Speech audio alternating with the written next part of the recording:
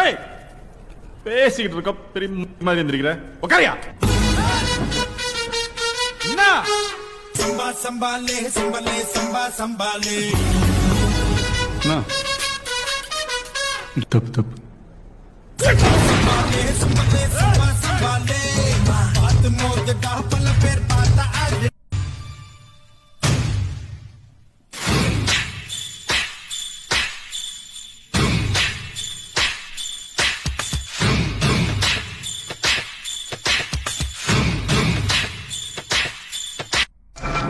இது பாரு பாஷா, வீடு ரெண்டு பட்டா அது பங்காளிக்கு கொண்டாட்டம்னு சொல்லுவாங்க. நாமளா அடிச்சுக்கிட்டு சாகணும்னு அவங்க காத்துட்டு இருக்காங்க. அதுக்கு நம்ம இடம் கொடுக்க கூடாது. இனிமே பாஷா ஆண்டனி ரெண்டு பேரும் எதிரிகள், நண்பர்கள்.